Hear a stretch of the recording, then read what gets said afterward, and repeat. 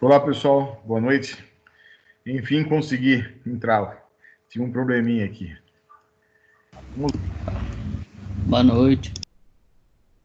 Boa noite, Cássio. Vamos ver quantos colegas a gente Boa tem aqui. noite, professor. Boa noite, Bia. Obrigado, viu, Bia, de você avisar a galera aqui. Estamos com 19, colega. Né?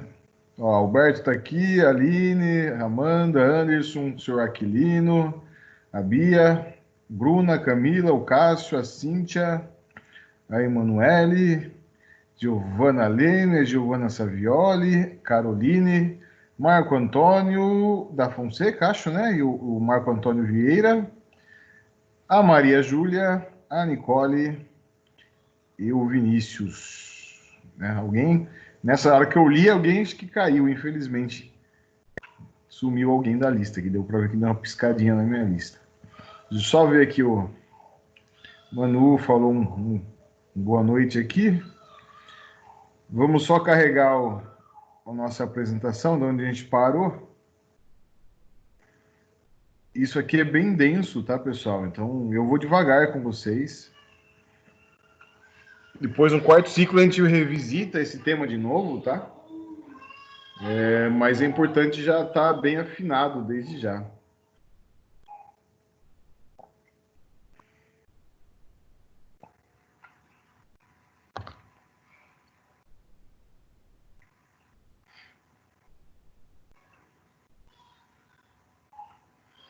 Ok, eu acho que eu devo ter parado por aqui, no contato de cotação, né? Confirma, pessoal, aqui que eu parei? Isso. Obrigado. Então, contato de cotação. Só confirmar se... Acho que tá gravando, né? Tá ligado a gravação aqui. Tá sim. Então, vamos lá. A cotação, também conhecida internacionalmente como Proforma Invoice, fatura Proforma, deve ser entendida como uma providência que é adotada na fase em que já ocorreu o amadurecimento do contato preliminar ou exploratório. Então, dentro do desenvolvimento da negociação, esse aqui é o momento em que já houve, então, o interesse do possível comprador do seu produto no exterior, e ele disse, aí, vamos lá, quais são as condições aí para você me vender? O que você tem? O que você me oferece aí? Quais são as quantidades? Quais que são os valores? É quando se abre a negociação. E a cotação, ela é a formalização da negociação. Então, a negociação pode se desenvolver de diversas formas. Você pode fazer uma videoconferência e a negociação acontecer durante essa videoconferência, toda a negociação. Pode ser pessoalmente, ao invés de videoconferência. Mas uma forma muito comum é assim, a empresa que pretende vender, né, a vendedora, ela envia uma cotação para o possível cliente analisar. O possível cliente analisa e solicita alterações na proposta, né? Ela tá bacana, mas não atende 100%. Dá para você mudar isso, dá para você acrescentar esse item, dá para você retirar aquele outro, dá para você fazer dessa forma diferente. E daí, de novo, a empresa vendedora manda uma nova cotação para o cliente em cima das solicitações que ele pediu. Ele analisa novamente e pode pedir de novo, né? Isso várias vezes, né? Pode pedir de novo um novo ajuste em cima daquela cotação para que atenda. E cabe à empresa que está vendendo os limites de ajuste. Falar, até aqui eu vou, a partir daqui eu não posso fazer diferente, consigo fazer até essa forma. Até esse valor eu chego. A partir daqui eu não consigo mais trabalhar esse valor.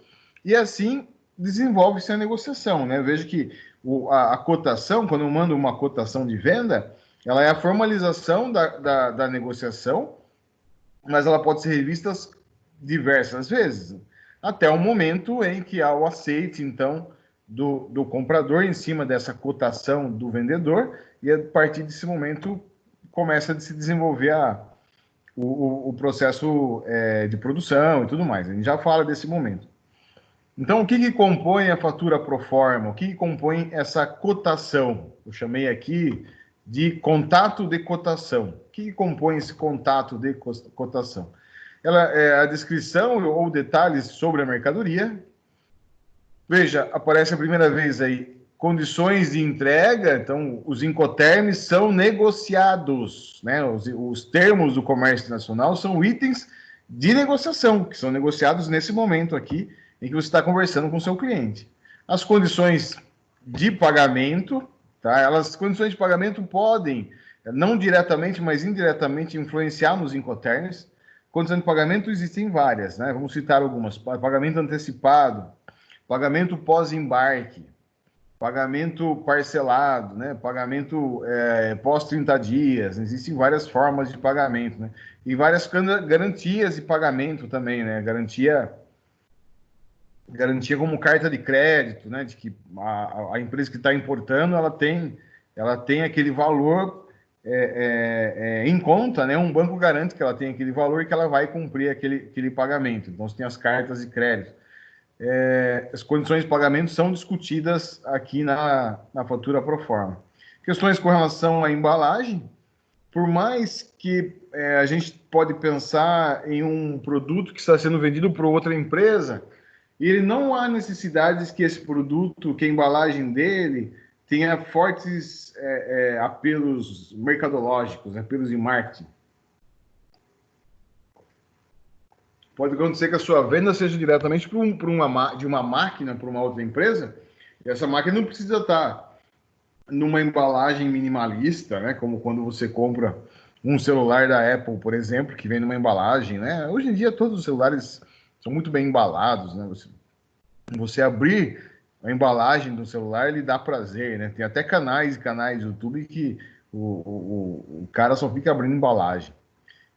Mas há coisas que não precisa, né? Você está vendo de empresa para empresa, a empresa não quer uma embalagem bonita, ela quer uma máquina que produza. Mas mesmo quando se trata de um produto, de uma máquina que não requer uma embalagem de venda, você precisa fazer adequações com relação à embalagem que vai para exportação. Até mesmo porque eu estou falando de grandes distâncias, então eu tenho que garantir que aquela embalagem de fato proteja o meu produto até a entrega ao cliente. Então, as questões de embalagem, se você vai está tratando de um produto que vai para o consumidor final, você vai ter que fazer a adequação da embalagem por conta da língua daquele país, por conta das regras de embalagem daquele país.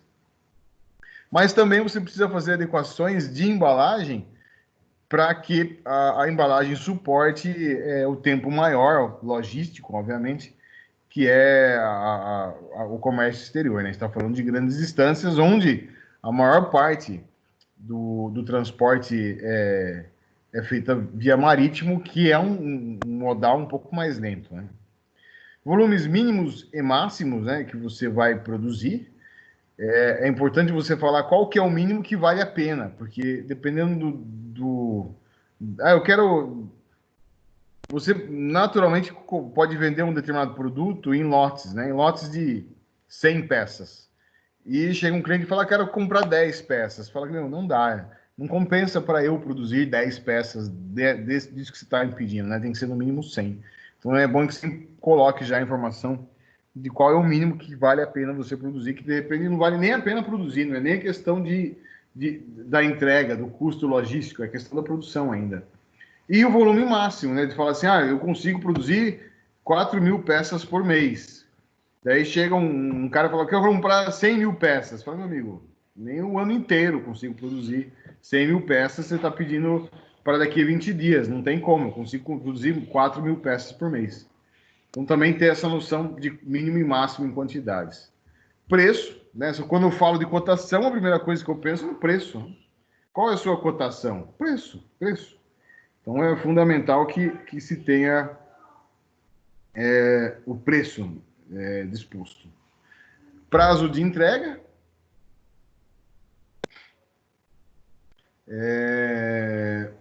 Também comum no comércio exterior a gente usar a expressão prazo de embarque.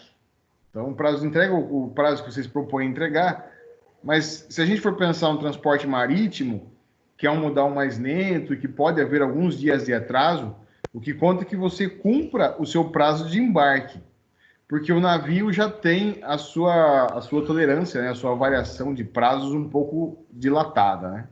Então, no comércio exterior é mais comum usar prazo de embarque, aí na minha apresentação dá prazo de entrega. Mas você tem que negociar o prazo, né? Quando que vai estar o produto à disposição do cliente, seja dentro do navio, que ele vai contar mais o prazo no navio, seja na porta da fábrica dele. A validade da cotação, até mesmo porque o mundo é dinâmico, então é importante que essa cotação tenha validade. O dólar influencia, sim, muito, né? É certo que quanto maior a disparidade, né, do dólar para o real, agora está 5 e tralalá, é melhor para as exportações, tá? Mas mesmo assim, não é interessante que haja muita variação, né? É importante que haja uma certa estabilidade, até mesmo para quem vende. Então, por isso tem que colocar uma validade da cotação por conta das variações relativas não só ao dólar, mas também outras variações de custo que são naturais, né, que ocorrem. E demais documentos que sejam necessários para comprovar a veracidade daqueles dados que estão aí na cotação, né, na fatura pro forma, tá? São esses os itens que vão, então, na fatura pro forma. Dentre todos esses itens, o que então que eu tenho que apresentar para o meu cliente numa negociação de venda? Esses itens, e é claro, né, analisar bem o produto, dependendo do que for, colocar mais itens até, mas observem que uma das coisas que são negociadas é a condição de entrega, que é onde se encaixam o assunto dessa nossa disciplina aqui, que são os incoterms, tá?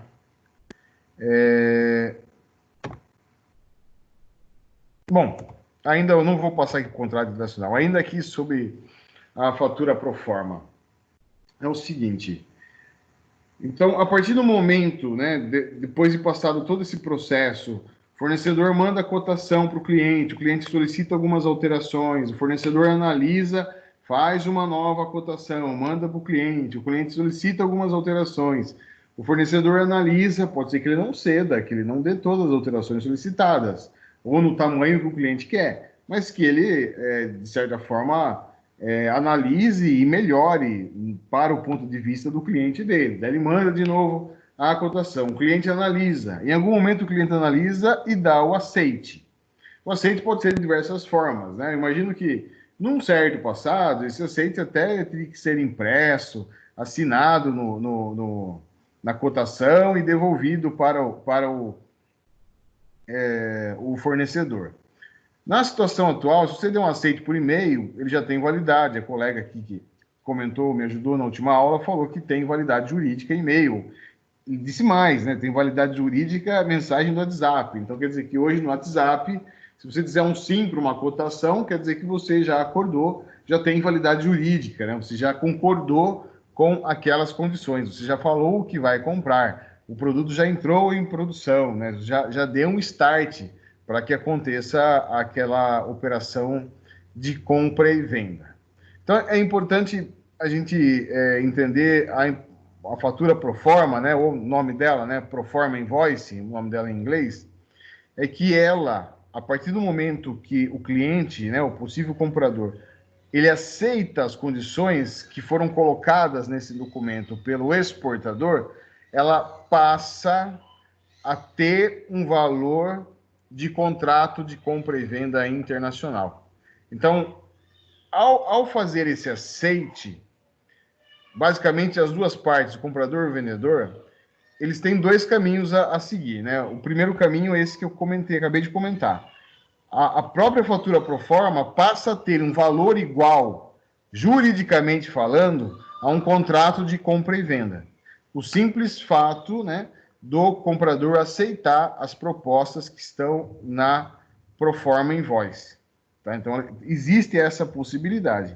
Eu entendo que isso há uma certa vantagem, né? Você para nesse documento e você já efetiva as operações de compra e venda mesmo, a produção, a parte logística, a parte do despacho aduaneiro. Então, efetiva a partir desse ponto.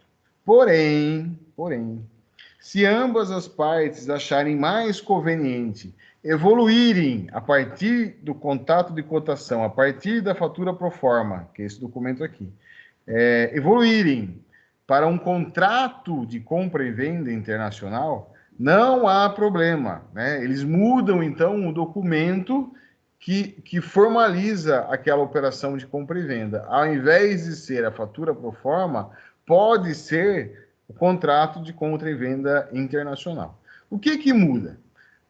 Vamos ver duas formas práticas de enxergar essa situação. Então, o que muda é que duas empresas que talvez operem sempre, uma sempre compra da outra, regularmente, bom, há uma certa confiança que foi sendo desenvolvida ao longo desse período, né, de operações em conjunto. Então, pode ser que nesse momento, só o fato de uma mandar a cotação para a outra logo aceita a cotação e fala, manda bala, produz lá, e embarca a mercadoria para nós aqui, porque a gente está esperando e precisamos dela.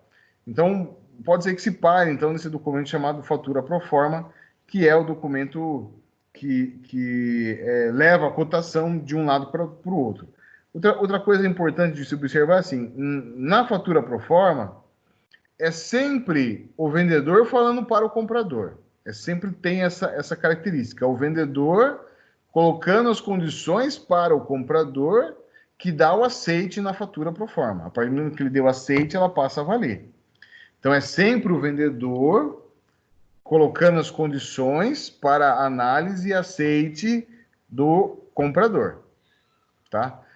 Essa é a característica, ela é mais rápida, a decisão de ficar na fatura pro forma é uma decisão mais rápida, digamos, menos trabalhosa, não vou falar menos burocrática, porque não é essa a visão, é menos trabalhosa, e o documento tem essa característica, é sempre o vendedor falando para o comprador.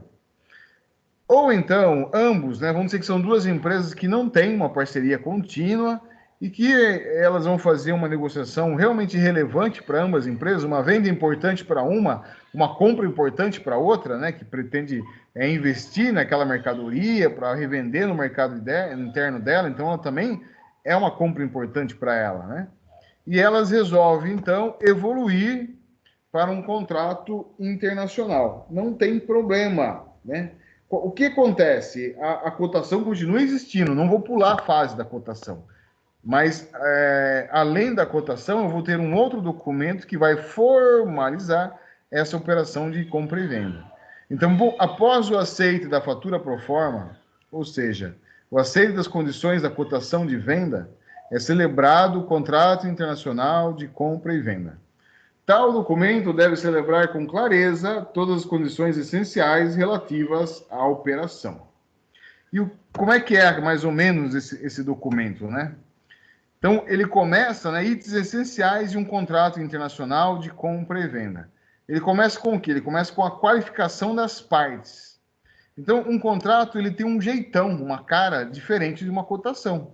Qual que é a cara do contrato? Todo mundo já viu um contrato, né? Todo mundo, em algum momento, já assinou um contrato. Mesmo vocês sendo a maioria bem jovens, fique tranquilo que eu acho que vocês já assinaram, nem que seja o da internet, que você assina um contrato lá, clica numa caixinha lá, dá um xizinho e nem percebeu que você assinou um contrato.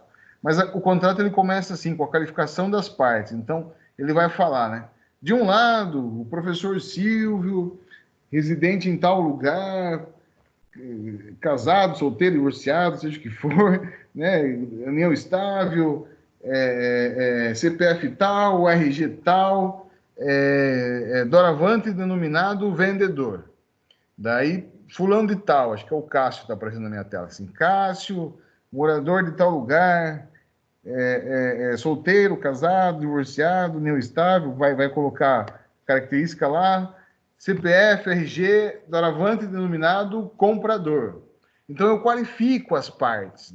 A empresa XYB, localizada, com sede no Brasil, sendo devidamente registrada sobre o CNPJ tal, doravante denominada vendedora. A empresa X, localizada na China, com a inscrição empresarial número tal, doravante denominada compradora. Então, não é mais o vendedor falando para o comprador, as duas partes estão qualificadas. E a partir desse momento, o contrato descreve as obrigações e direitos da parte vendedora e as obrigações e direitos da parte compradora. Então, descrição completa e correta dos bens.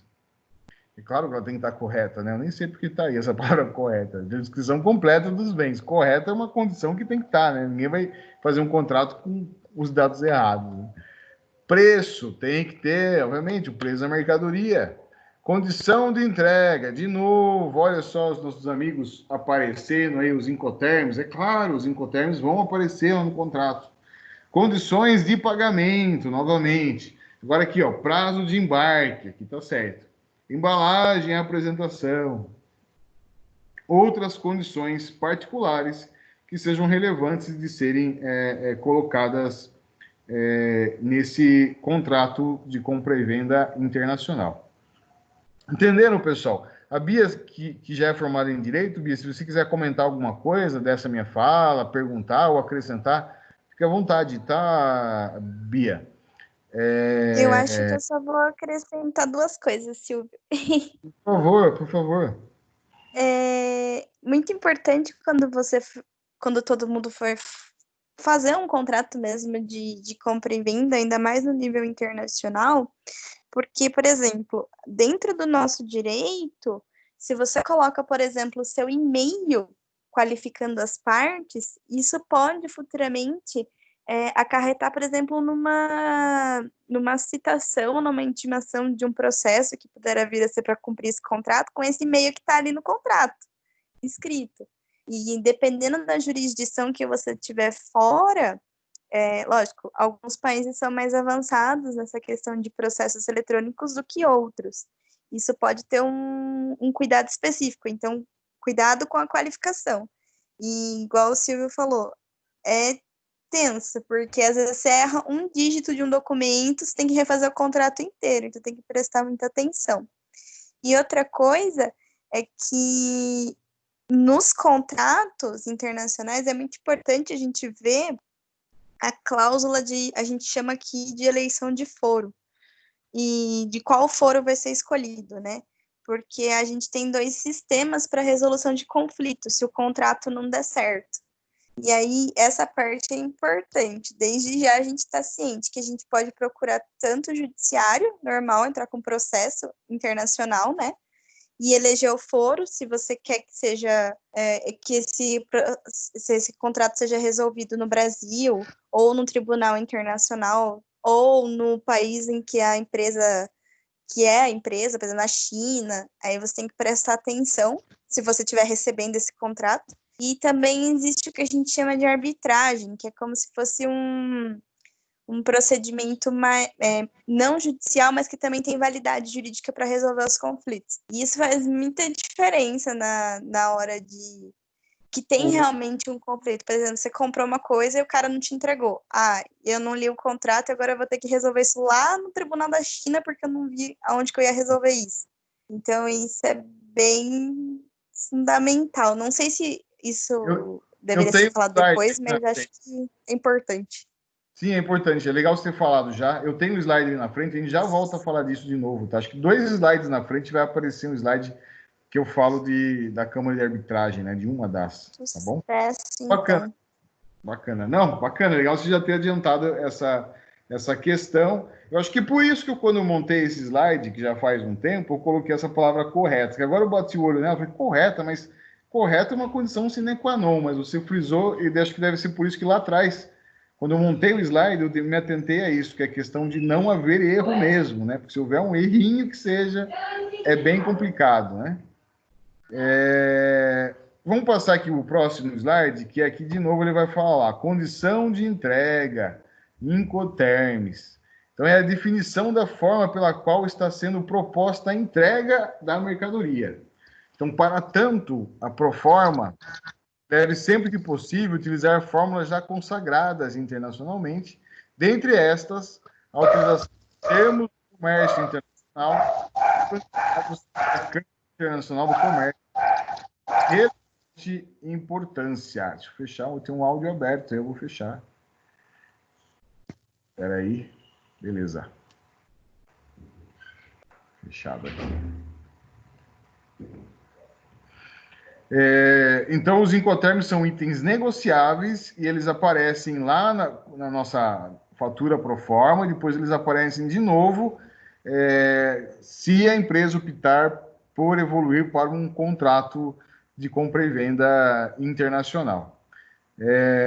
A maioria dos autores diz que é importante você evoluir para o contrato, mas na prática, algumas empresas preferem não fazer isso, justamente, não acredito que porque seja caro, porque não acredito que seja dessa forma, até mesmo porque os advogados estão aí para isso e tem a maioria das empresas que já tem um certo porte tem uma assessoria, uma assessoria de advogados já contratada, né? Mas alguns acham que por uma questão de agilidade eles ficam só na fatura pro forma. Então, Incoterms, aspectos gerais. Vamos lá. Aqui, em sala de aula, eu conto uma historinha para vocês. Eu vou contar a mesma historinha aqui. É um pouquinho longa, mas vamos lá, tá? Eu sei que eu tenho muitas pessoas jovens aqui, uns um pouco mais experientes, mas o exemplo que eu vou dar nesse slide é a questão de como que surgiram os Incoterms e por que eles surgiram, como é que isso pegou, como é que isso passou a valer no mundo todo. E assim, há um tempo atrás era muito comum o uso do cheque. Hoje em dia, basicamente, ele foi substituído pelos cartões, seja o cartão de débito, seja o cartão de crédito. A ideia é o seguinte, que se você não precisasse andar com volumes de dinheiro no bolso, você andaria com um talão de cheque, um talonário de cheque, né? E ao efetuar uma compra, ao invés de você pagar em dinheiro, você pagaria com esse título de crédito. Por que título de crédito? Porque ele dá o direito a ter um crédito no banco, né? Um valor específico no banco relativo ao valor que você escreveu no cheque. Então, o cheque, quando surgiu, e desde sempre, tá? O entendimento da legislação do cheque é que ele é um título de crédito à vista. Sempre foi. Desde quando ele surgiu, sei lá, no Brasil na década de 60, 50, não lembro exatamente, mas ele sempre foi um título de crédito à vista, tá? Então, ao invés de andar com dinheiro, eu andava com o cheque, e em algum momento eu ia comprar alguma coisa, eu preenchia o cheque e pagava com ele. Qual que é a preocupação que eu, que passava o cheque, tinha que ter? Que aquele valor do cheque que eu estava passando, no banco tinha o suficiente para pagar aquele cheque. Tá? Isso é uma noção que eu tinha que ter. Porque se eu desse um valor de um cheque, um valor em que eu não tinha aquele valor no banco, quando ele fosse descontado, isso caracterizaria uma espécie de crime, né? Aqui, de fato, estaria agindo de má fé, seria um crime, né? Mas, então, eu tinha essa opção, de, ao invés de andar com dinheiro, andava com um talão de cheque, e qual eu queria comprar alguma coisa, eu comprava com esse cheque, assinava. Então, se eu perdesse o talão, eu tinha que abrir um boletim de ocorrência, eu tinha que ir no banco fazer uma operação chamada de sustar cheque, não é assustar, pessoal, é sustar. Sustar o cheque, quer dizer, suspender a validade daquele cheque, era basicamente isso que se entendia. Em algum momento, um comerciante percebeu o seguinte, ele falou, meu, eu não estou conseguindo vender, então eu vou fazer o seguinte, meu, você quer comprar essa mercadoria? Falava, quero, mas eu não tenho dinheiro para comprar esse mês, eu tenho que esperar um mês. Ele falou, não, então vamos fazer o seguinte, eu divido em 2 cheques, você me paga metade esse mês e a outra metade você me paga o mês que vem. Você falou, mas eu vou ter que voltar aqui e te dar outro cheque? Ele falou, não, deixa os 2 cheques já. Você fala, mas espera aí, mas eu vou te pagar 2 cheques, vai lá, desconta os 2 cheques? Ele falou, não, escreve em um cheque para quando ele vai estar bom, que daí um desconto agora, que eu estou combinando com você, e o outro eu desconto na data que você escrever que ele vai estar bom, que vai ser bom para você e que eu posso descontar esse cheque. E daí você olhava no cheque, quem conhece o cheque, quem já viu um cheque, eu acredito que a maioria de vocês sabe disso, é assim, aonde que está o campo para eu escrever bom? Né? O cheque bom para. Aonde que está o campo no cheque? Se você procurar, até hoje, se for no banco, né, você imprime na hora lá naquelas máquinas de sacar dinheiro, tem máquinas que imprimem talão de cheque no banco até hoje, não tem o campus bom para no cheque. Não tem a opção de você tornar ele um cheque pré-datado, porque ele não foi inventado para isso e a nossa legislação diz que ele é um instrumento de crédito à vista. Então ele não tem como ser pré-datado. Mas o brasileiro deu um jeitinho. Então ele arrumou um ladinho lá embaixo, ele escreve bom para e põe a data. Né? Então se eu faço uma compra hoje, dia 26, eu dou um cheque com a data de hoje, dia 26, dou um outro cheque também com a data de hoje, mas com uma anotação escrita assim, bom para 26 do 6, e não 26 do 5. Isso meio que ajudou o comércio a prosperar, né? Aqui os comerciantes brasileiros, porque eles tinham a opção agora de ajudar o cliente dele a comprar, financiando o cliente dele. Mas para o comerciante é interessante que ele esteja sempre com o dinheiro na mão, né? Que ele continue comprando dos fornecedores dele e o negócio dele rodando, né? Quanto mais vezes ele comprar e vender no mês, maior o faturamento dele, mais ele girou o negócio dele, mais lucro ele teve. Então isso seria melhor. Ao prestar atenção nessa necessidade agora do comerciante, os bancos disseram o seguinte: olha, eu sei que você está vendendo pré-datado, né? Eu sei que você vende um cheque à vista, outro cheque você está pegando para daqui a um mês. Esse cheque para daqui a um mês que você pegou, você não quer trazer aqui no banco? Quanto que é o cheque? O cheque é de R$ 500. Ótimo. Traz o cheque aqui no banco e eu te pago hoje R$ 470. Você não vai levar os 500, você vai me dar o cheque. Daqui a um mês eu cobro 500 do teu cliente, mas hoje você leva 470 e já coloca no teu negócio. Então, os bancos inventaram um produto para fazer um negócio chamado desconto de cheque. A conta de desconto de cheque, se vocês não aprenderam com o Marcelo, vocês vão aprender em breve. O Marcelo ensina essa conta, que é aquela conta de desconto bancário que ele ensina lá, que é uma conta de matemática financeira, mas eu sei que o Marcelo aborda já no primeiro ciclo com vocês. Então, veja, a legislação permaneceu a mesma. Cheque é um título de crédito à vista. A necessidade e o costume do comércio fez com que surgisse o então chamado cheque pré-datado. E os bancos, enxergando essa oportunidade, inventaram o desconto de cheque. Mas não existe o cheque pré-datado legalmente, dentro da legislação. Então vejam aqui a primeira frase, pessoal. Leis não fazem os costumes e nem o comércio.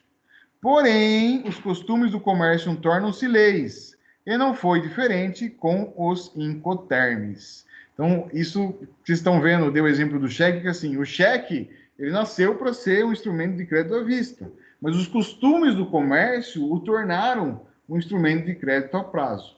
E ai do comerciante que inventasse de descontar um cheque antes da data combinada com o cliente dele. Muito provavelmente ele perderia um monte de cliente, porque todo mundo ia saber que ele não cumpriu um acordo, né, de cavalheiros, nesse caso, com o cliente deles. Pessoal, só um minutinho, vou fechar o áudio, vou pegar uma água aqui, eu já volto para falar dos incoterms.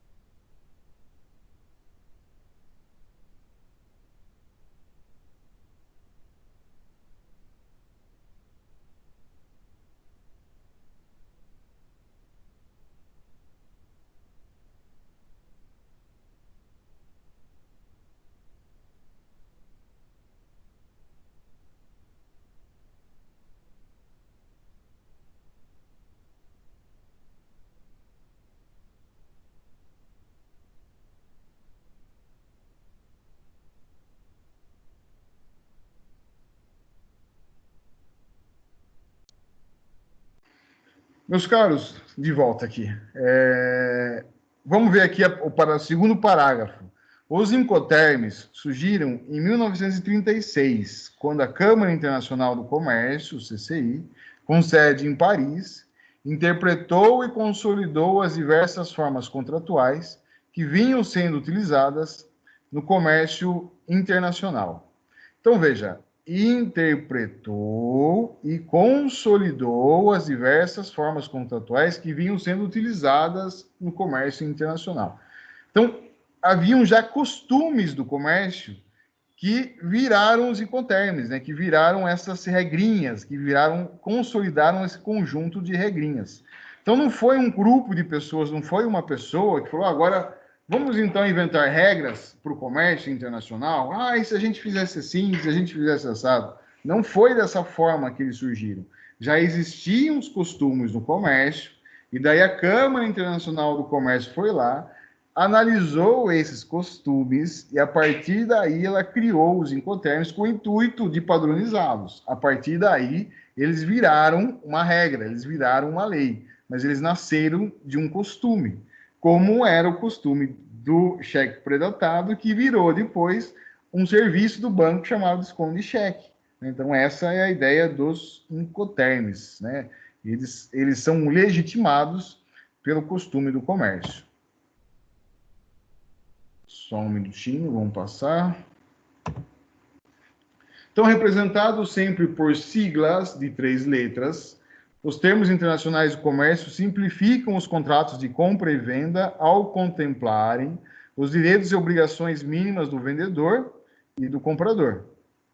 Por isso, são também denominados cláusulas de preço, pelo fato de cada termo determinar os elementos que compõem o preço da mercadoria, adicionais aos custos de produção.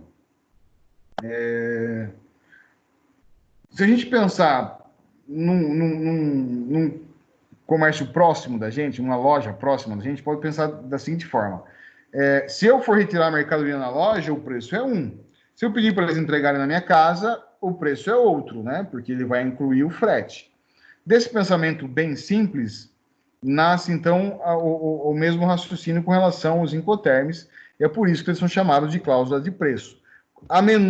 Quanto menos responsabilidade no processo logístico e administrativo de uma compra e venda internacional do vendedor, quando o vendedor tem pouca responsabilidade, ou seja, ele deixa a mercadoria na porta da fábrica dele, quem vem buscar é o comprador, o preço será um. Se o vendedor tiver que levar essa mercadoria até a porta da fábrica do comprador, por exemplo, o preço será completamente diferente. O que acontece é que no comércio internacional, você não existem só essas duas possibilidades. Existem também possibilidades da transferência da mercadoria ou da entrega da mercadoria em acontecer em alguns outros pontos de toda essa cadeia logística, visto que eu estou falando de grandes distâncias. Então, o vendedor pode, em vez de deixar a mercadoria na porta da fábrica dele, ele pode colocar a mercadoria dentro do navio. E o custo da mercadoria dentro do navio será diferente do custo da mercadoria na porta da fábrica.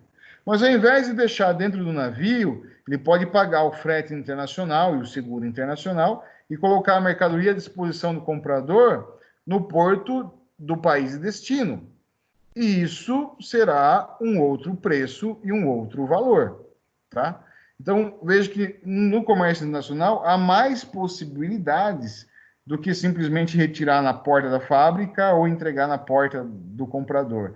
Há outras possibilidades, e é para isso que servem os Incoterms. Eles vão dizer até onde vai a responsabilidade da parte vendedora e até onde começa a responsabilidade da parte compradora daquela operação de compra e venda internacional.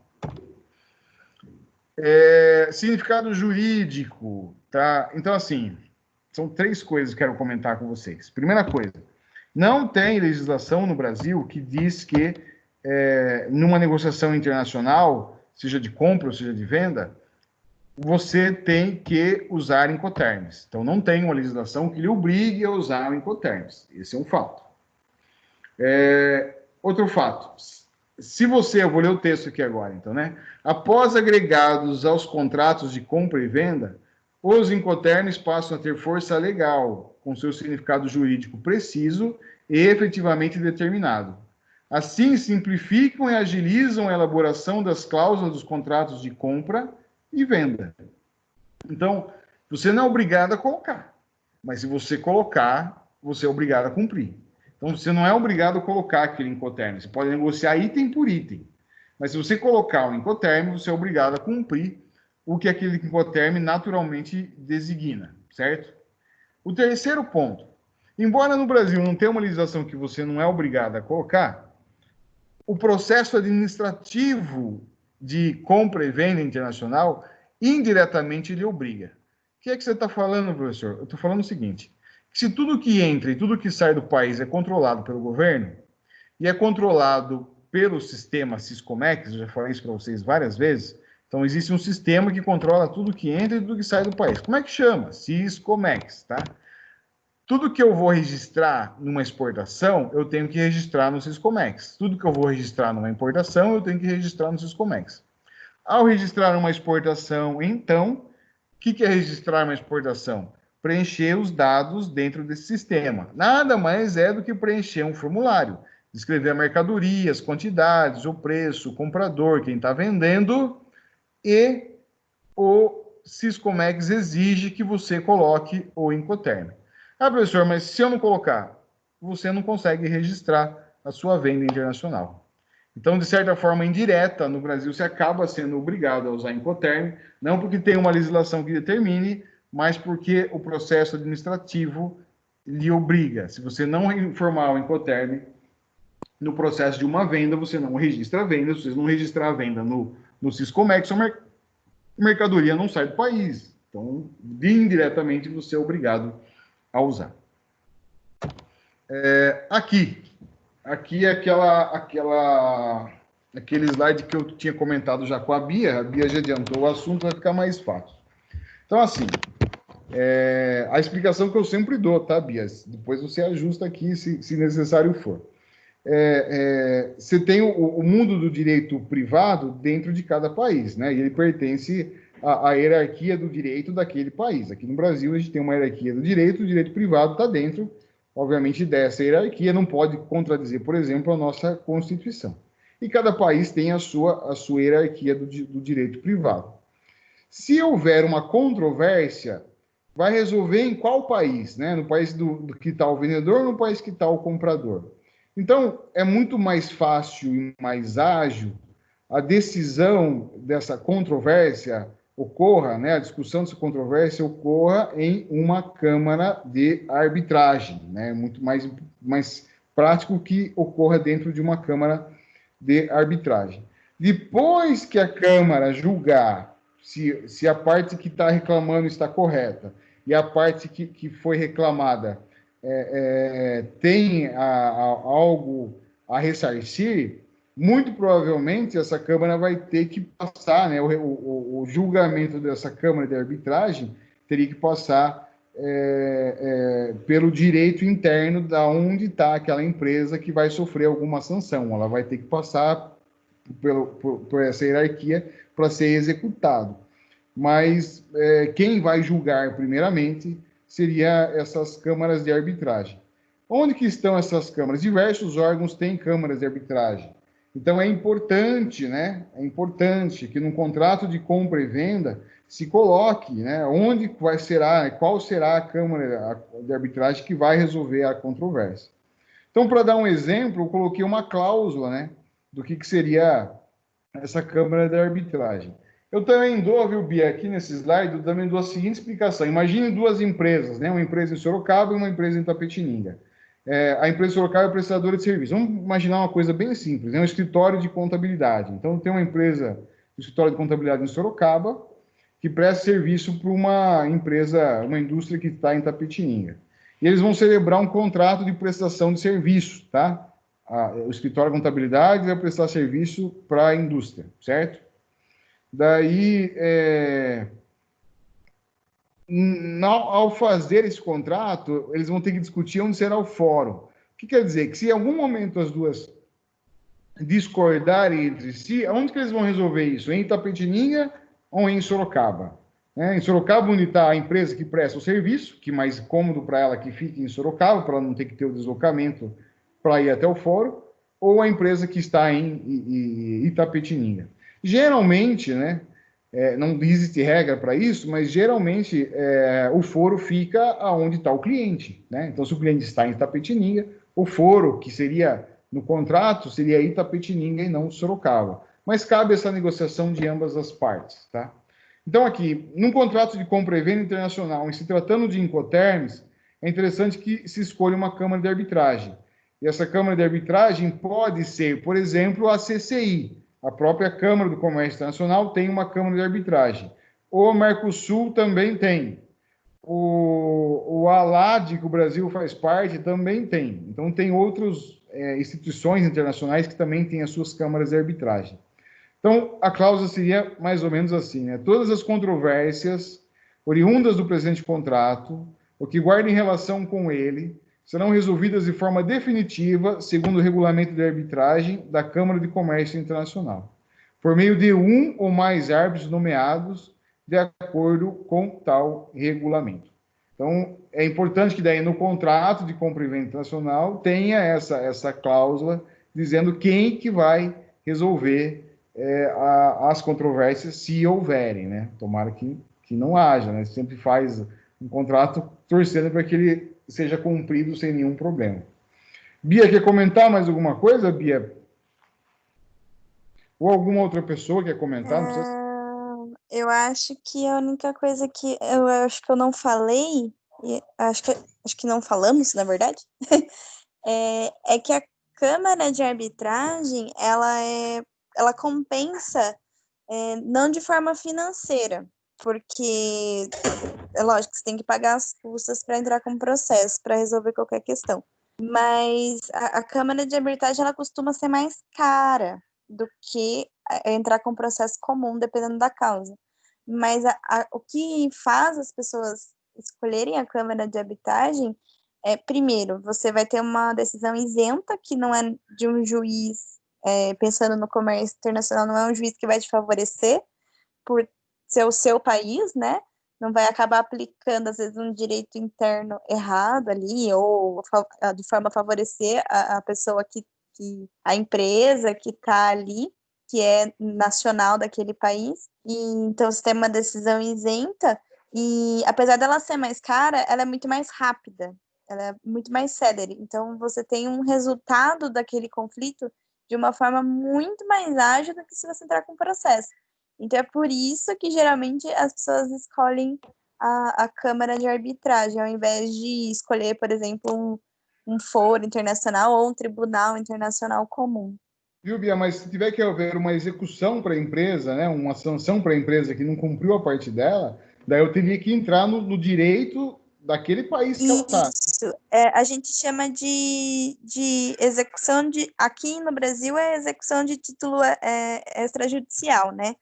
Mas, assim, esse tempo que a gente chama de processo de conhecimento e processo de execução, é como se o processo fosse dividido em duas partes. Esse tempo do processo de execução, até você, por exemplo, entrar com a ação, a outra parte ser ouvida, e depois tem uma audiência de conciliação, não dá certo, depois tem que juntar, especificar as provas, aí tem outra audiência, aí até o juiz dar a sentença, é um tempo muito mais demorado para ter essa sentença em mão e já executar do que se você fizer o procedimento arbitral.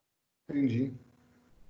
Que daí você já tem um resultado, é só a execução dele, né? Você entra direto na execução daí. Aí a execução é bem tranquila. Você junta a decisão, faz o pedido, junta essa decisão, junta o contrato, e aí você já pode chegar pedindo, intima para pagar em tantos dias. Se não pagar, eu quero isso, isso e isso. Aí vai depender, lógico, também da legislação de cada país. Mas se acontecesse com a gente aqui no Brasil, seria assim. Entendi. Bacana. Obrigado, Bia. Você não me deixou mentir sozinho, hein? De fato, essa parte do direito que tange os incoterms, eu sei porque eu estudei os incoterms, mas os nuances, né? O entendimento do assunto pela visão do direito eu não tenho. Eu tenho entendimento do assunto pela visão dos Incoterms. Então é legal você corroborar o que eu estou falando, né? Mesmo que você me ajuda quando for dar essa aula de novo com mais fundamentação. Então, obrigado, você me ajuda bastante nesse sentido. Pessoal, lembrando que todo mundo fique à vontade para falar comigo, tá? Pode falar, Bia. Nada, eu falei, só imagine, fique em paz, se puder ajudar. Obrigado. E quem mais tiver algum assunto, alguma coisa para contribuir, fique à vontade. Eu sei quem sempre contribui comigo aqui, eu tenho guardado os nomes na minha cabeça, não esqueço não. Bom, e com relação às revisões do Incoterms, né? Então, veja aqui, tendo em vista o dinamismo e a constante criação de novas técnicas no comércio internacional, os Incoterms sofreram várias revisões ao longo dos anos. Então, eles surgiram em 36, a primeira versão, 1936.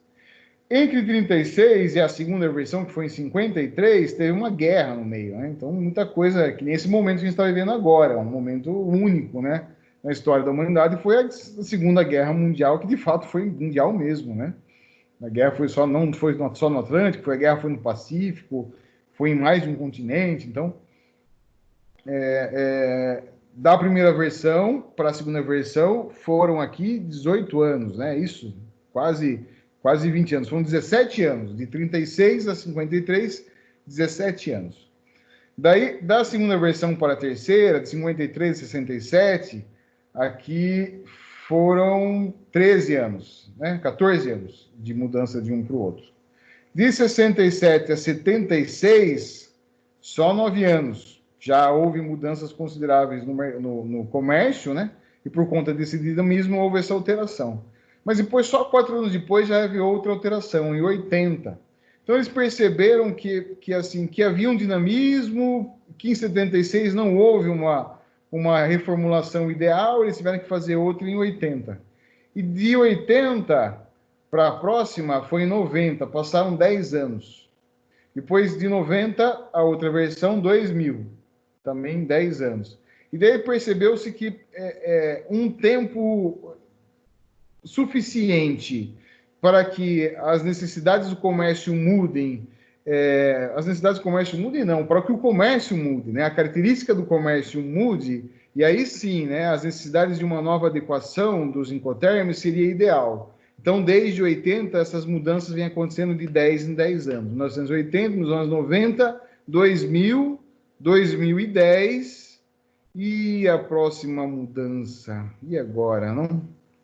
Então, o que acontece? Nós estamos no ano da mudança, houve mudança nas regras, elas foram já publicadas, né? Foram publicadas em novembro do ano passado já, e elas passaram a valer agora a partir de 2020. Só que aqui acaba eu fazer o seguinte pontuação. De 2000 para 2010, da versão 2000 para a versão 2010, houve uma mudança profunda. Eu acho que mudaram mais ou menos 4 Incoterms. 2 deixaram de existir, 2 mudaram de nome, uns aglutinaram outros. Então, houve uma mudança considerável da versão 2000 para a versão 2010. Da versão 2010 para a versão 2020, houve mudanças de alguns detalhes. Teve um Incoterm que não é que ele mudou um pouco de nome, e algumas características dele mudou, mas no geral ele permanece o mesmo ainda. Então, como a gente está no ano da mudança, eu acho que vale, nesse ano ainda, né, esse primeiro semestre, e próximo semestre também, vale eu ainda trabalhar em cima da versão 2010, que é a base quase que inteira, né, 95% da versão 2020, e quando eu terminar essa apresentação, eu mostro para vocês o que mudou em 2020. Então é mais fácil a gente entender o conjunto dessa apresentação que está na versão 2010 ainda, e depois eu só mostro para vocês, e até isso cabe umas discussões, depois acaba sendo interessante, do que mudou em 2020. Mas 2020 nós já temos uma edição oficial dos Incoterms versão 2020, tá? E os itens que são acordados pelos Incoterms? Então, os Incoterms, eles são negociados lá já na cotação. Mas cada Incoterm, ele traz consigo um conjunto de informações, que quando eu negocio Incoterm, eu já negocio esse conjunto de informações, para eu não ter que negociar item por item. Cada Incoterm já traz um conjunto formatado de informações dentro dele. Então, o que ele negocia, né? Os itens que compõem a padronização dos termos dos Incoterms são a entrega, e o conceito de entrega, pessoal, é o seguinte: a entrega ocorre no ponto até onde o vendedor arcou com os custos, né? Os custos logísticos, né? Vamos falar isso. Então, onde acontece a entrega? Acontece na porta da fábrica. Quer dizer que o que o vendedor arcou com custos logísticos foi só embalar o produto. De resto, não tem mais nada. A entrega acontece dentro do avião. Pode ser, né? Dentro do aeroporto, no avião. Então, o vendedor arcou com os custos até colocar a mercadoria dentro do avião. Então, a entrega é o ponto até onde o vendedor arcou com os custos. Na maioria das vezes, ele coincide com um ponto do segundo item aqui, que é a transferência de risco. Então, na maioria das vezes, a entrega acontece no momento em que há a transferência dos riscos, tá? Existe a possibilidade do risco ser transferido em um momento diferente da entrega. E daí eu tenho alguns Incoterms que especificamente fazem isso. Tá? São os Incoterms do grupo C. Eles transferem um risco em um momento diferente da onde acontece a entrega. E tem um porquê, uma razão disso acontecer que a gente vai conseguir enxergar. Regra geral, onde acontece a entrega, acontece transferência de risco. O que é o risco, né? O risco é a pessoa que, se der alguma avaria com a mercadoria, ela já estava sobre a responsabilidade de quem? Do comprador ou do vendedor? Então, essa é a ideia do risco. A alocação dos custos, né? Quem que vai pagar quem? Logisticamente falando, mas também dos outros custos envolvidos no processo. Contratos de transporte e de seguro, quem é que vai contratar o transporte? E quem é que vai contratar o seguro? Licenças, autorizações, certificações de segurança e outras formalidades alfandegárias. E aqui é o seguinte: quem é que vai fazer a autorização de saída do país de origem e quem é que vai fazer a autorização de entrada no país de destino? Então, geralmente, também tem uma regra geral, aqui eu enfatizo bastante isso. A regra geral é: o exportador faz o despacho aduaneiro de exportação e o importador faz o despacho aduaneiro de importação. Então, essa é a regra geral. Mas há alguns Incoterms que mudam um pouco essa regra, né? Que não chega a inverter, mas muda a regra. Então, quem é que faz o despacho aduaneiro de exportação e de importação? O Incoterm já traz essa informação também dentro dele, tá? Então, são essas informações que são consolidadas dentro do Incoterm. Ao invés de negociação e negociação de compra e venda, eu tenho que negociar onde vai ser feita a entrega, aonde vai ser feita a transferência de risco, aonde vai ser feita a alocação de custos, eu pego o Incoterm X, sei lá, o FOB, por exemplo, e ele traz dentro dele informações já que dizem respeito a onde vão acontecer essas ações. E eu falo, isso aqui me atende perfeitamente e atende o meu cliente. Por que eu vou ficar negociando item a item se eu já tenho o termo do comércio internacional que consolida todos esses itens? Então, essa é a ideia do Incoterm ser usado. E chegamos, então, aqui no... Pode... Uma dúvida só? Pode falar. Eu tenho uma dúvida com relação à questão, acho que tanto do Incoterms quanto ao contrato mesmo internacional.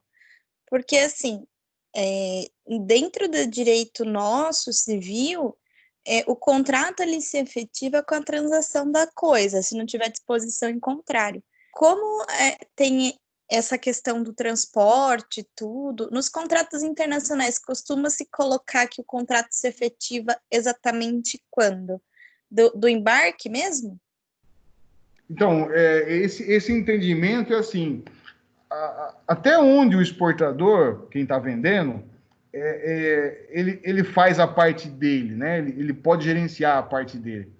No geral, até o momento que ele embarca a mercadoria. Então, a partir do momento que ele embarcou a mercadoria, ele exportou. Eu já posso entender que ele exportou. Os Incoterms tratam disso. Se a mercadoria chegar ou não chegar para o cliente dele lá fora, ele exportou, ele fez a parte dele, ele colocou a mercadoria devidamente produzida, embalada, acondicionada dentro do navio. Então, eu entendo que a efetivação, isso vale para vários momentos, tá? Para vários itens da negociação.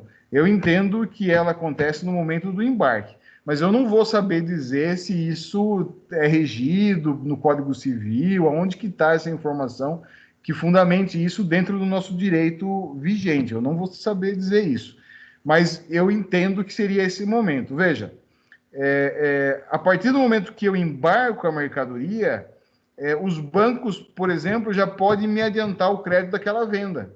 Assim como acontecia lá com o desconto de cheque, a partir do momento que eu embarco a mercadoria, eu já consigo provar para o banco que eu exportei. Então, o banco já pode liberar um pagamento para mim ali. Depois, o banco cobra do cliente lá fora, né? Assim como o desconto de cheque. Então, o banco, no momento que eu embarco, o banco já pode liberar o pagamento. Também acontece isso com carta de crédito, né? As cartas de crédito funcionam dessa forma. O que é carta de crédito? Quem está vendendo quer saber que se ele tem a garantia que vai receber, e quem está comprando quer a garantia de que o cara vai entregar. Basicamente é isso.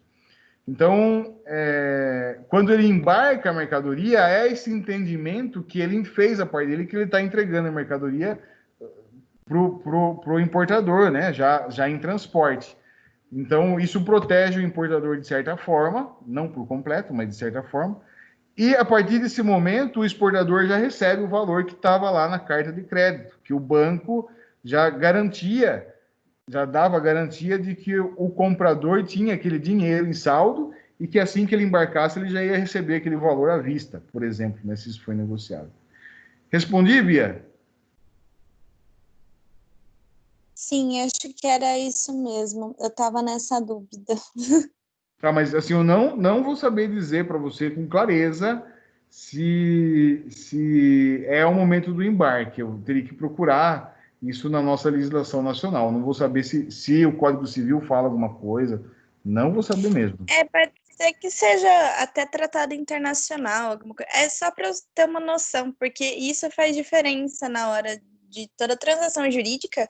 O momento que se realmente se efetiva o contrato, ele passa a ter validade, eficácia, tudo. Não que ele não tenha prerrogativas antes, mas esse é um momento importante, juridicamente falando. Daí, por isso que eu fiquei nessa dúvida.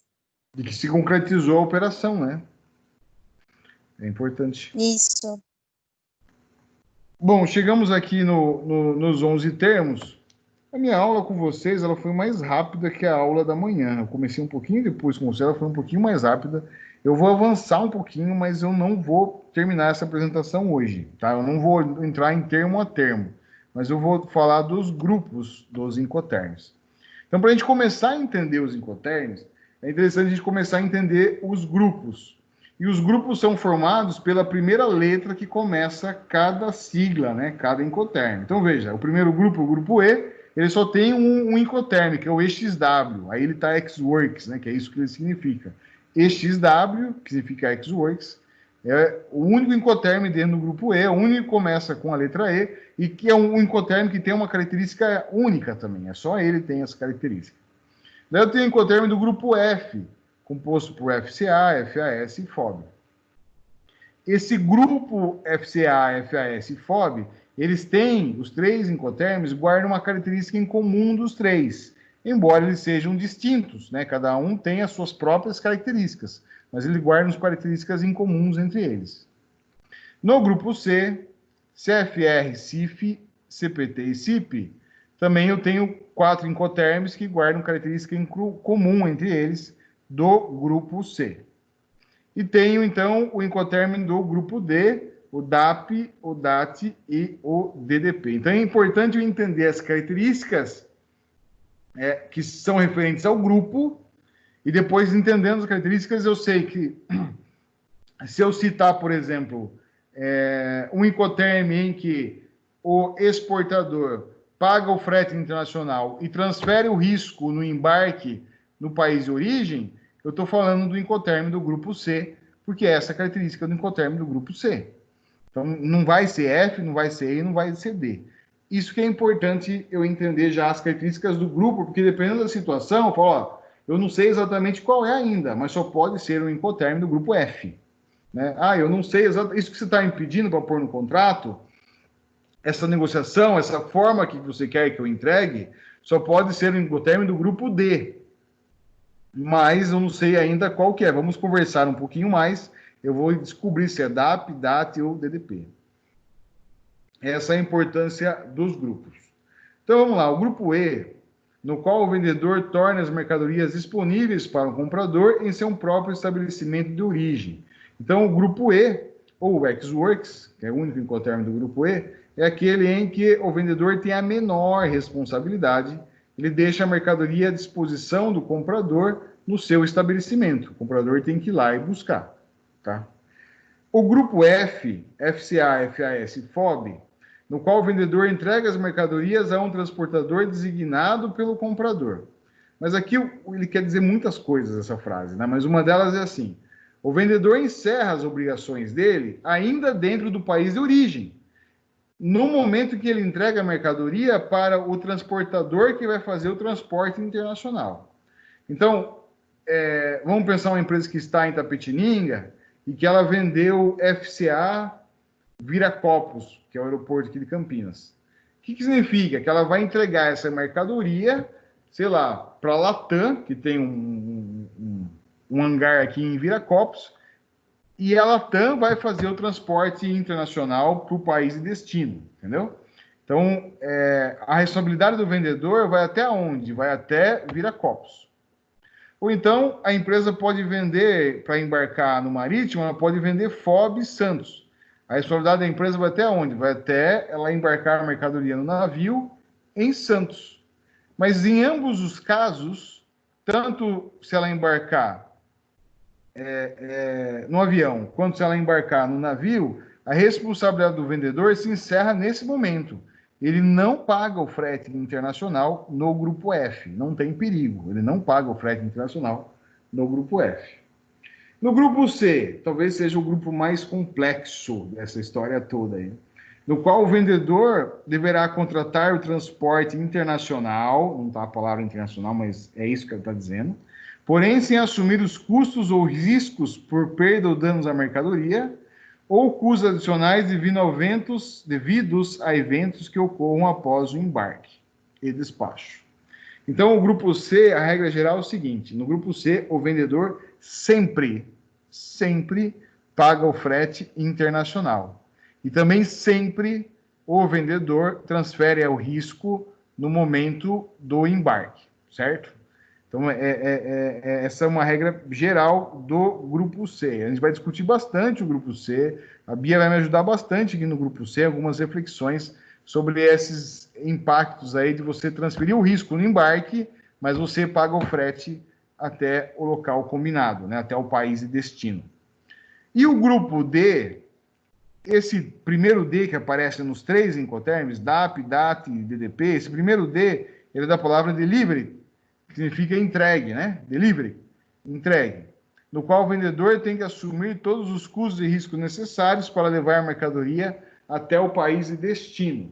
Então, o grupo D, associe, né? A palavra D, que vem de delivery, também pode associar a destino. Ou seja, a responsabilidade do vendedor vai sempre ao país de destino.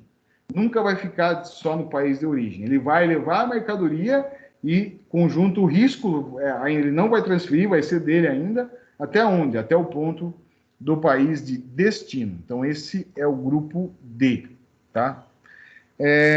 Uma outra forma de dividir, então amanhã nós vamos voltar nesse slide aqui os 4 grupos, a gente vai discutir de novo, amanhã não, quinta-feira. E daí a gente vai olhar incoterm por incoterm. A última coisa que eu queria comentar com vocês é o seguinte, eu acho que eu até já falei isso em outra aula. Acho que alguém talvez até já tenha se adiantado, não lembro se foi nessa turma, mas vamos lá. São 11 incoterms aqui da versão 2010, versão 2020 são os mesmos 11 incoterms, um só que mudou de nome. E daí eu tenho aqui, né, incoterms multimodais, que eles valem para todos os modais, mais o marítimo. Então, é o EXW, o FCA, o CPT, o CIP, o DAT, o DAP, o DDP, todos esses são multimodais. O que quer dizer multimodal? Ou ele vai ser aéreo, ou ele vai ser rodoviário, ou ele vai ser marítimo, ou ele vai ser uma combinação desses, de qualquer um desses, com o marítimo, Então, vou explicar de novo. Esses que são multimodais, você aplica quando? Você aplica quando o transporte é aéreo, quando o transporte é rodoviário, quando o transporte é ferroviário, tá? Você aplicar eles nesse momento. Ou quando há um conjunto dos dois transportes. Parte do transporte é rodoviário e parte do transporte é marítimo. Em termos de áreas internacionais. Não vale a área considerada nacional para cada uma das partes, né? Então, assim, uma negociação entre Brasil e Portugal. A parte rodoviária que a mercadoria percorre em qualquer um dos dois países ainda é a parte nacional. Qual que é a parte internacional entre Brasil e Portugal? É só o Atlântico, tá? É só o Oceano Atlântico. Nesse exemplo, então, em uma negociação entre Brasil e Portugal, vamos dizer que o Brasil está importando algo de Portugal, a área internacional que vai ser percorrida por aquela carga é só o Oceano Atlântico. Então, nesse caso, caberia usar um Incoterm que é exclusivamente marítimo, que é o FAS, o FOB, o CFR e o CIF, certo? Ah, professor, mas da fábrica até o porto, ele foi de caminhão. Falei, beleza, mas esse parte logística dentro de Portugal, ela é considerada uma área nacional para Portugal, então ela não é uma área internacional para ambas as partes, né? Então, eu não considero ela, eu só considero transporte internacional. E numa importação via marítimo, né, de Portugal para o Brasil,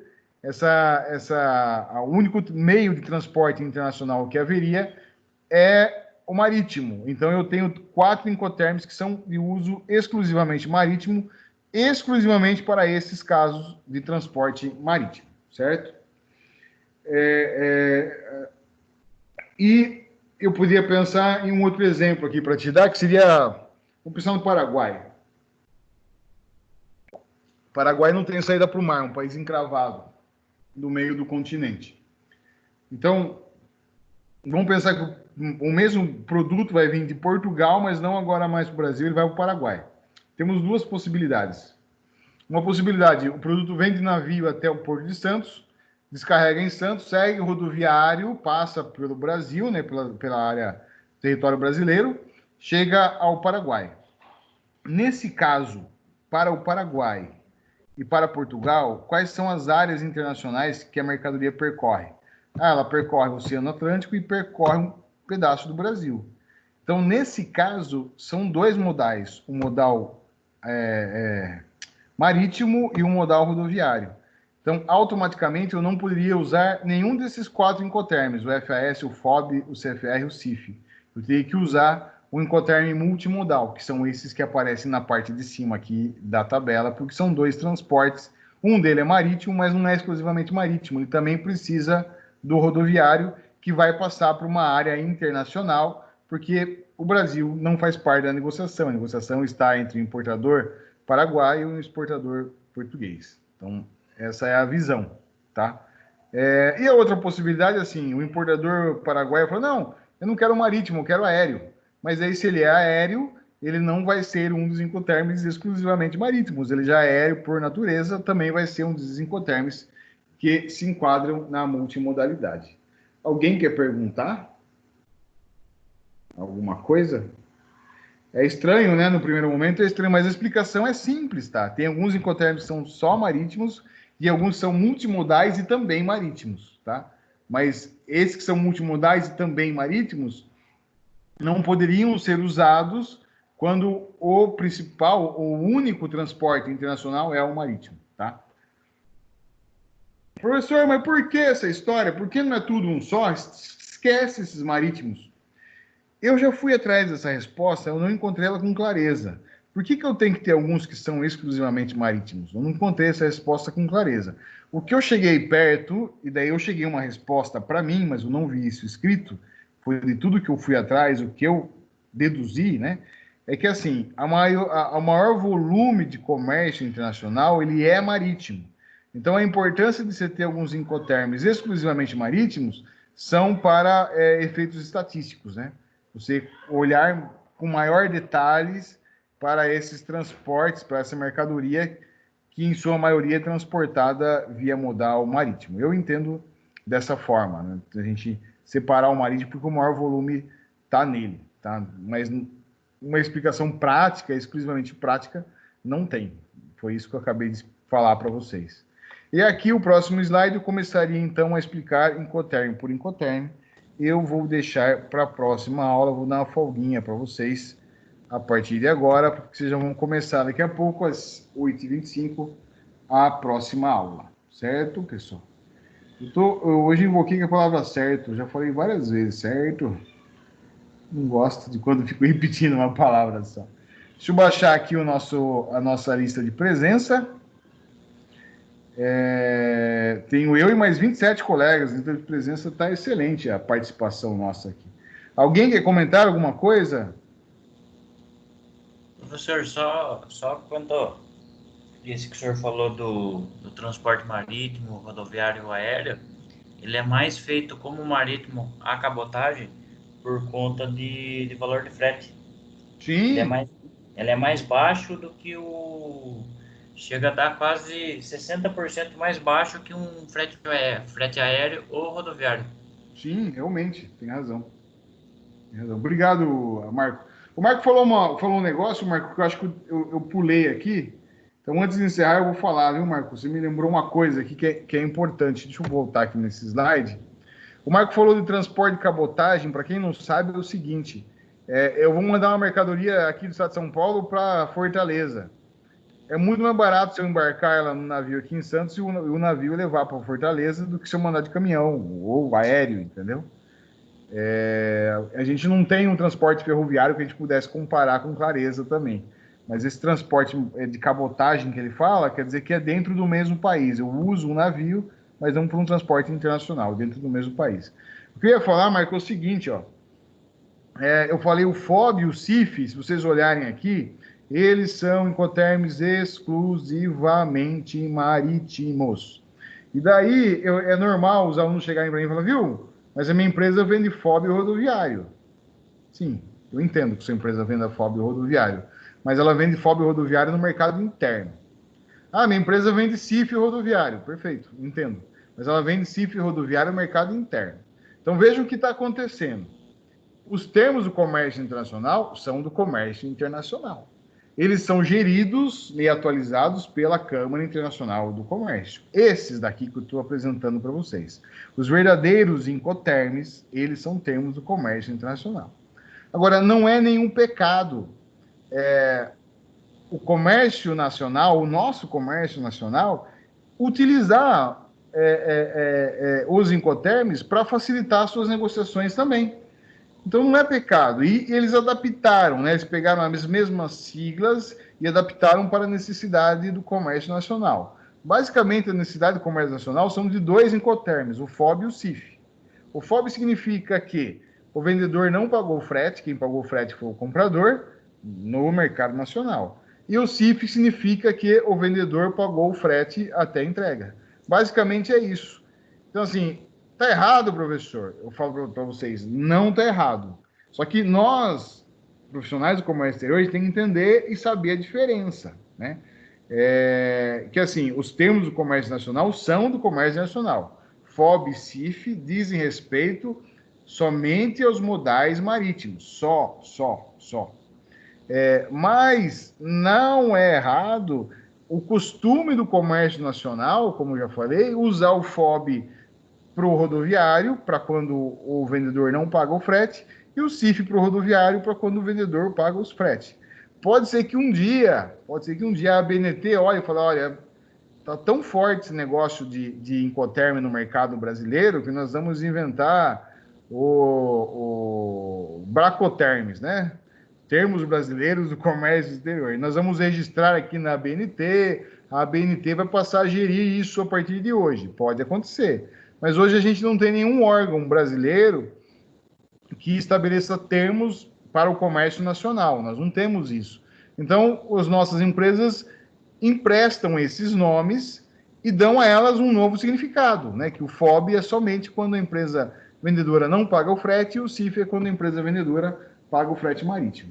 Então, não é errado usar esses termos, é até positivo que use, porque eu acredito que facilita a vida das empresas nas negociações nacionais. Por outro lado, é importante a gente, que é profissional da área, né, estamos fazendo uma faculdade para isso, entenda a diferença de um e de outro. Né? Um existe uma instituição por trás que os valida, e o outro existe como costume, que valida também. Né? O costume, como nós já vimos aqui no exemplo do cheque, valida.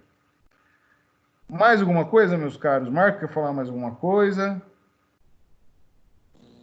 Tranquilo, professor. Pessoal, é isso então. Já são 20h19, já baixei a lista. Nós continuamos nosso bate-papo, então, na próxima quinta-feira. Muito obrigado, boa noite para vocês, boa semana de aulas aí. Até mais. Boa noite, professor. Obrigado, Valeu, professor. boa Boa noite, noite. Professor. Valeu, professor. Boa noite. Boa noite, professor. Boa noite, boa noite.